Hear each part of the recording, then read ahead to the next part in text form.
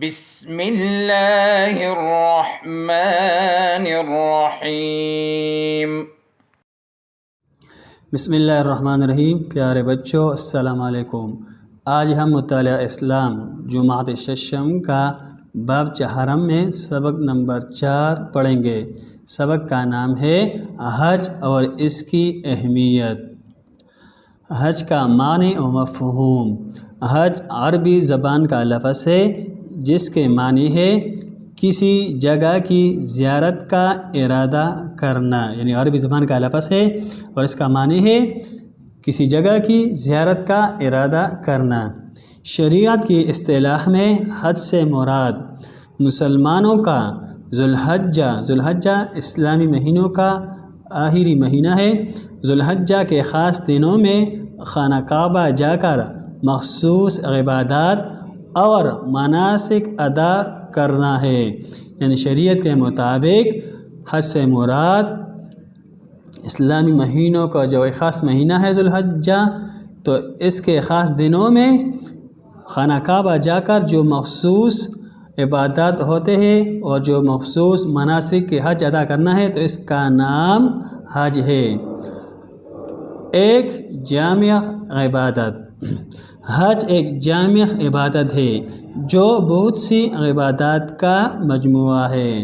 یہ بدنی عبادت بھی ہے اور مالی عبادت بھی، یعنی بدن عبادت کہ انسان کا جسم جو ہے اس میں لگ جاتا ہے، مشقت اس میں شامل ہے اور پیسہ بھی اس پہ خرچ ہوتا ہے، تو یہ بدنی عبادت بھی ہے اور ساتھ ساتھ مالی عبادت بھی۔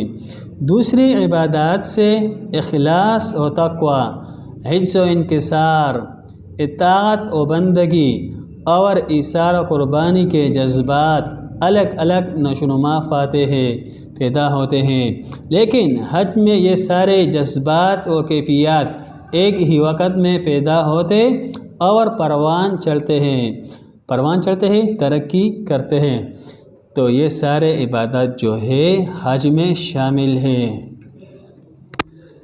حج کی اہمیت و فضیلت۔ حج اسلام کا 5واں رکن ہے۔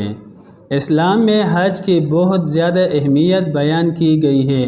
قرآن مجید میں اللہ تعالیٰ کا ارشاد ہے، وَلِلَّهِ عَلَى النَّاسِ حِجُّ الْبَيْتِ مَنِ اسْتَطَاعَ إِلَيْهِ سَبِيلًا۔ یہ سورۃ آل عمران کی آیت نمبر 97 ہے۔ اس کا ترجمہ ہے، اور لوگوں پر اللہ تعالیٰ کا یہ حق ہے کہ جو اس گھر یعنی خانہ کعبہ تک پہنچنے کی استطاعت رکھتا ہو، طاقت رکھتا ہو، وہ اس کا حج کرے۔ حج ہر عاقل یعنی عقل مند، بالغ اور صاحب استطاعت جو کوئی حج ادا کرنے کی طاقت رکھتا ہو، یعنی مالی حیثیت رکھتا ہو، مسلمان مرد اور عورت پر زندگی میں ایک مرتبہ فرض ہے۔ نبی اکرم صلی اللہ علیہ وآلہ وسلم نے حج کی فضیلت بیان کرتے ہوئے فرمایا، جو شخص بیت اللہ کی زیارت یعنی حج کے لیے آیا، پھر اس نے اس دوران میں کوئی فحش اور اللہ تعالیٰ کی نافرمانی والا کام نہ کیا تو وہ گناہوں سے اس طرح پاک اور صاف ہو کر لوٹے گا، یعنی واپس آئے گا جیسے اپنی پیدائش کے وقت پاک تھا۔ جب بچہ پیدا ہوتا ہے تو وہ گناہوں سے بالکل صاف پاک ہوتا ہے، تو اس طرح یہ بندہ بھی جب حج سے واپس لوٹتا ہے تو وہ بھی گناہوں سے اسی طرح پاک صاف ہو کر واپس آتا ہے۔ یعنی حج کرنے والا شخص ایک معصوم بچے ہی کی طرح گناہوں سے پاک ہو جاتا ہے۔ اسی طرح ایک اور موقع پر حاجیوں کے گناہوں کی مغفرت اور اس کی دعاؤں کی قبولیت کے بارے میں آپ صلی اللہ علیہ وآلہ وسلم نے فرمایا، حج اور عمرہ کرنے والے اللہ تعالیٰ کا وفد منتخب لوگ ہیں، وہ اس سے دعائیں کریں تو وہ ان کی دعائیں قبول فرماتا ہے، اور اس سے مغفرت مانگیں تو وہ ان کی مغفرت فرما دیتا ہے۔ یہ حدیث شریف سنن ابن ماجہ کی حدیث مبارکہ ہے۔ ان تمام احادیث سے حج کی اہمیت و فضیلت اور مقام و مرتبہ واضح ہو جاتا ہے۔ حج کے فرائض، اب ہم پڑھتے ہیں کہ حج کے کون کون سے فرائض اور واجبات ہیں۔ فرائض حج درج ذیل ہے۔ نمبر 1 احرام باندھنا، نمبر 2 عرفات میں ٹھہرنا، عرفات وہ جگہ ہے جہاں پر حجاج جو ہے ٹھہرتے ہیں۔ نمبر 3 ہے طواف زیارت کرنا، یعنی بیت اللہ شریف کی زیارت کرنا۔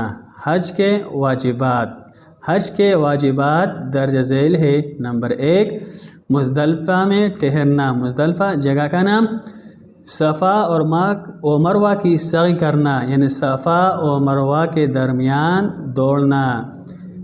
رمی کرنا، یعنی 7 کنکریاں مارنا، شیطان کو 7 کنکریاں مارنا۔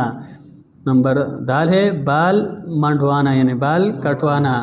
قربانی کرنا، طواف وداع کرنا، یعنی لوٹتے وقت رخصت کا طواف کرنا۔